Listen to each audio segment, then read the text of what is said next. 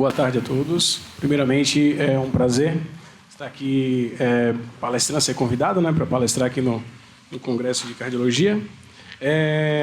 Primeiramente, pessoal, eu quero somente falar que 10 minutos para palestrar eu tenho uma certa dificuldade, tá?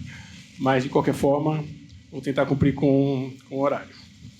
Bom, eu vou apresentar para vocês o meu título, uma parte do meu projeto de pós-doutorado, tá? Que é intitulado Efeitos do treinamento físico aeróbio na cardiotoxicidade induzida por doxorubicina em modelo de câncer experimental. Em modelo de câncer de mama experimental. Só aqui para passar. Estou me adaptando aqui ainda. Bom, o câncer tem se tornado a primeira ou a segunda principal causa de morte precoce, prematura, no mundo, E o câncer de mama, especificamente, ele tem aumentado suas taxas de mortalidade, tá? Nas últimas décadas, especialmente nesses países que estão na cor rosa, tá? Bom, e quais são os fatores que são compartilhados, entre doenças cardiovasculares e também os diversos tipos de câncer? Quais os fatores que desenvolvem esse tipo de os diversos tipos de câncer? São os mesmos fatores que nós temos que favorecem o desenvolvimento das doenças cardiovasculares, tá? Como, por exemplo, aqueles ali que estão na interseção neste diagrama. E podemos aqui falar mais especificamente também de fatores genéticos, bem como o tabagismo, o diabetes, obesidade e também a hipertensão. E mais especificamente com relação ao câncer de mama, quais são os principais fatores de risco que favorecem o desenvolvimento do câncer de mama? Principalmente o envelhecimento histórico familiar, fatores reprodutores, estrógeno e também o estilo de vida. Bom, uma vez que o indivíduo já foi diagnosticado com câncer de mama, um dos tratamentos mais comuns é, obviamente, o tratamento quimioterápico, e uma das antraciclinas mais utilizadas é a doxorubicina. E o mecanismo básico da doxorubicina é justamente inibir ali a atividade da topoisomerase 2, induzindo, então, a morte da célula, tá? A morte da célula cancerígena.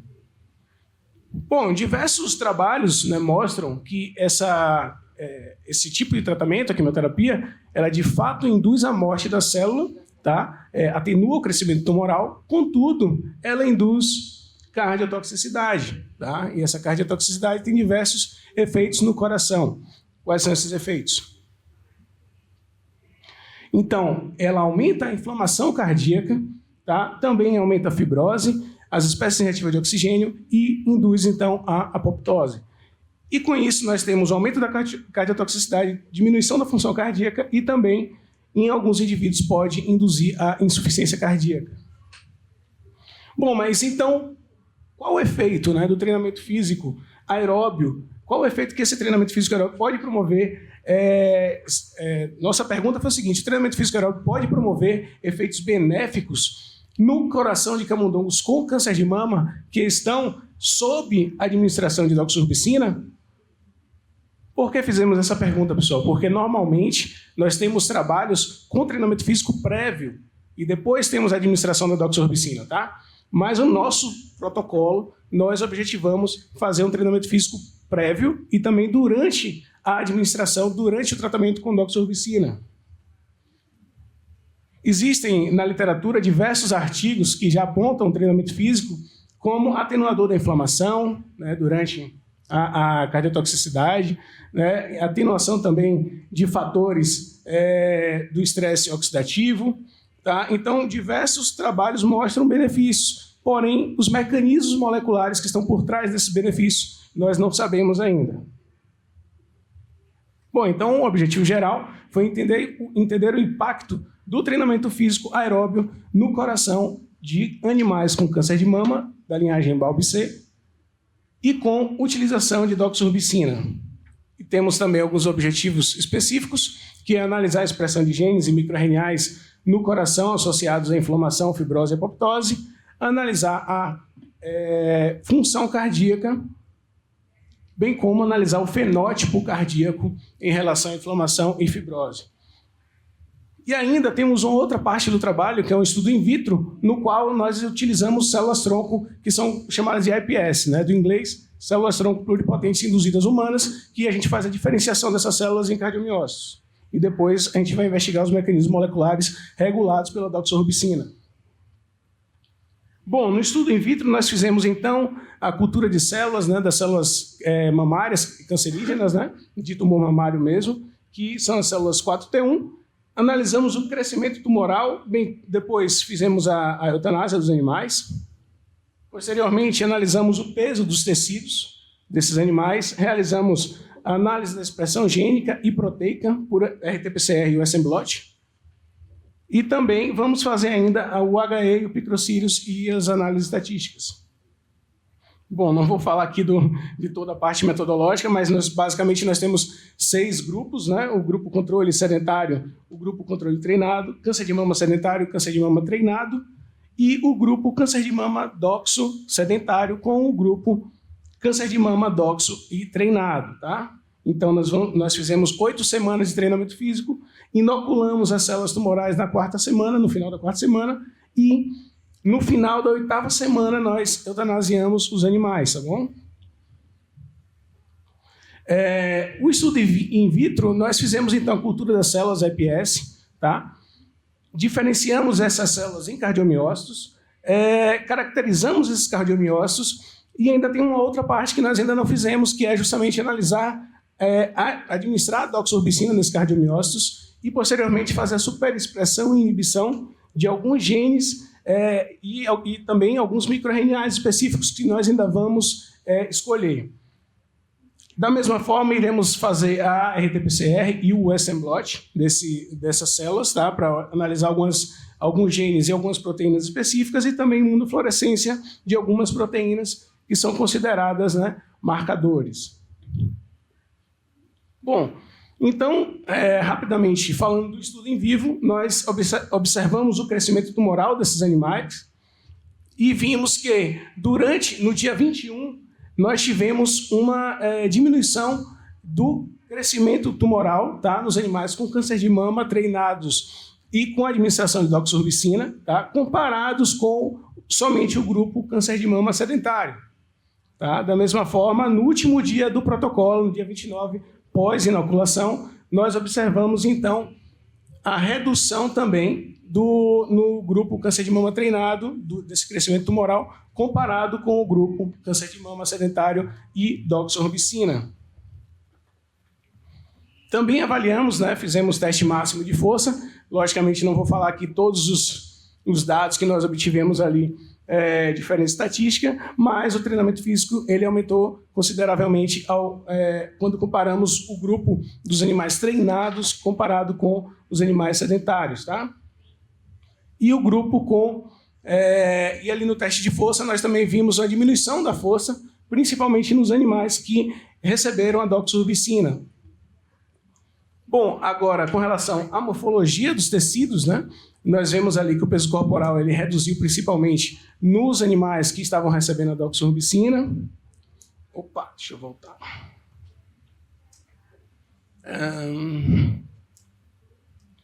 Também atrapalhei aqui. Para voltar aqui. Então, ele reduziu o peso nos animais que estavam recebendo a doxorubicina, tá? Tanto sedentário quanto treinado, né? Vimos também que o coração ele aumentou de tamanho nos animais treinados, né, controle treinado e com câncer de mama treinado, comparado aos seus respectivos controles, tá? Entretanto, não houve diferença entre os grupos que receberam a doxorubicina. E com relação ao baço, que nós sabemos que é um órgão extremamente que regula o sistema imunológico, ele teve um aumento somente nos animais com câncer de mama, tanto sedentário quanto treinado, e os grupos que receberam a doxorubicina, ele atenuou, ele diminuiu esse peso do baço, tá? Da mesma forma, o pulmão, ele teve uma diferença estatística somente no grupo câncer de mama sedentário, comparado com o controle e também comparado com o sedentário com câncer de mama e recebendo doxorubicina. E no fígado, nós não vimos diferença estatística entre os grupos. Já na ecocardiografia, a gente esperava muito mais da ecocardiografia, mas infelizmente não observamos diferença na fração de ejeção, na fração de encurtamento, em diversos outros parâmetros também não observamos diferenças. Somente na parede posterior do ventrículo esquerdo, né, no momento diastólico, nós vimos então um aumento dessa parede, do diâmetro dessa parede posterior do ventrículo esquerdo nos animais com câncer de mama recebendo doxorubicina, sedentários comparado com o controle sedentário, comparado com o câncer de mama sedentário. E também vimos aqui um aumento do septo interventricular também esse diâmetro do septo interventricular, caracterizando então que estava no início de uma hipertrofia cardíaca patológica por conta justamente da doxorubicina, que inclusive já foi vista em diversos trabalhos, né? Já foram mostrados na literatura. Bom, com relação à expressão gênica, né? Nós vimos que diversos genes correlacionados às vias propoptóticas, como caspase-3, BAX e BAD, eles foram aumentados no grupo com câncer de mama sedentário, comparado com os controles aqui. Isso caracteriza que esse cardiomiócito ele estava de fato em sofrimento, né? Induzindo ali a morte dessas células, certo? E que o treinamento físico, infelizmente, ele não foi capaz de reverter nesses dois genes, tá bom? Entretanto, na BAD, nós podemos ver que ele não está no mesmo padrão de expressão, né? Caracterizando que, de fato, o treinamento físico ele teve um fator preventivo na expressão desse gene. E, logicamente, nós ainda vamos fazer a expressão proteica por Western blot para confirmar esses resultados que nós estamos vendo na expressão gênica. Agora, pessoal, um resultado extremamente interessante que nós observamos foi que a BCL2, nós sabemos que BCL2 é um gene anti-apoptótico, né? Então, esse gene ele foi extremamente aumentado no grupo com câncer de mama recebendo doxorubicina e treinado, tá? Ou seja, e comparado inclusive com o grupo câncer de mama sedentário dox, demonstrando que o treinamento físico ele promoveu uma atividade anti-apoptótica significativa, tá? Agora, logicamente, como eu falei, vamos confirmar ainda por Western blot para a gente fechar essa ideia. Com relação a genes inflamatórios, nós vimos o TNF-alfa aumentado também, mas só com relação comparado ao grupo com câncer de mama treinado. Não vimos diferença estatística no IL-1, não vimos também no TGF-beta, que nós imaginávamos que iríamos ver diferença estatística, e no colágeno 1A1, que é aquela proteína que é o final da via profibrótica, nós vimos o aumento da expressão desse gene nos animais com câncer de mama sedentários comparado com controle. Bom, pessoal, então essa parte é uma parte é uma parte em vivo do nosso trabalho. Nós temos 3 fases do nosso projeto e aquela primeira fase é a fase em vivo, onde nós vamos investigar os mecanismos que o treinamento físico está modulando nesses animais com câncer de mama, para posteriormente nós avaliarmos in vitro em cardiomiócitos derivados de células-tronco pluripotentes induzidas humanas. Rapidamente, o que são essas células, né? Essas células elas são reprogramadas no laboratório mesmo, tá? Através da reprogramação nuclear de fibroblastos ou eritroblastos, através de fatores de pluripotência, que nós inserimos nessa cultura celular e depois nós colocamos essas células num equipamento que nós chamamos de nucleofector, no qual essas células elas sofrem uma reprogramação, criam microporos no núcleo dessa célula. Esses fatores eles entram na célula, no núcleo, e modificam um pouco o DNA dessas células, fazendo com que ela seja, então, dediferenciada. Ela retorne, ela já estava diferenciada, né, em fibroblasto ou em eritroblasto, e ela retorna para uma célula-tronco pluripotente induzida humana. O que é que isso significa? Que nós podemos depois diferenciar essas células em qualquer tipo de célula humana, tá? Inclusive, que é o nosso foco em cardiomiócitos. Aqui é a figura representativa da nossa célulazinha, lá a colônia de iPS, lá do nosso laboratório. Bom, aqui também imagens só ilustrativas, que a gente faz a cultura, diferencia, já vai direto no microscópio ali, com focal, para dar uma analisada na estrutura das células. Estou terminando, pessoal. Aqui também toda a fase de diferenciação, desde a cultura das células iPS até o início da indução, com alguns fatores específicos de diferenciação, no qual a gente tem um protocolo de até 14 dias, quando com 14 dias essas células começam a bater de forma espontânea. E nós podemos ver, na cultura, elas ficam exatamente assim. Elas ficam batendo mesmo de forma totalmente espontânea, caracterizando que, de fato, é um cardiomiócito in vitro. E, a partir desse tipo de célula, pessoal, a gente pode fazer várias coisas. A gente pode tanto fazer triagem de drogas, nós podemos avaliar vias, mecanismos moleculares, tá? De diversas doenças. A gente pode induzir, inclusive, uma doença, uma cardiomiopatia diabética, uma cardiomiopatia hipertrófica, tá? Cardiomiopatia chagásica, depende do que, qual tipo de doença o indivíduo quer estudar. Bom, então a gente primeiro, antes de estudar, né, desenvolver a doença, a gente precisa caracterizar essas células, né? Precisamos dizer que, de fato, a gente não vai publicar só dizendo que a célula está batendo no artigo, né? A gente precisa caracterizar essas células e nós já fizemos isso através da citometria de fluxo, né, com a troponina T cardíaca positiva de 86,6. Normalmente nas melhores revistas, na Cell, na Nature Medicine, várias dessas revistas que publicam com esse tipo de protocolo, o ideal é acima de 70% da troponina T cardíaca positiva. E aqui nós obtivemos, por exemplo, 86%. Avaliamos também o NKX 2.5 e obtivemos também 82,4%, que é o outro marcador, né, de cardiogênese. Analisamos também por RT-PCR esses mesmos marcadores, mostrando que o cardiomiócito, de fato, ele está com sua expressão aumentada desses marcadores comparado com células tronco que não são diferenciadas. Alex, já... Terminando agora. E, por fim, a gente fez também a imunofluorescência de marcadores também específicos, né, de alfa-miosina sarcomérica em vermelho, de troponina T em vermelho e gata-4 em verde, e aqui nessa figura C, de miosina sarcomérica em vermelho e todos os núcleos fluorados com DAP em azul.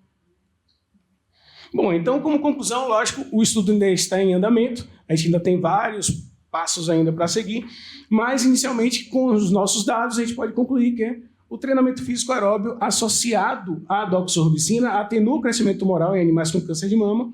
Por outro lado, o câncer de mama associado à doxo promoveu cardiotoxicidade e hipertrofia patológica, aumentando a expressão de genes associados à apoptose, inflamação e fibrose, que não foram revertidos pelo treinamento físico aeróbio.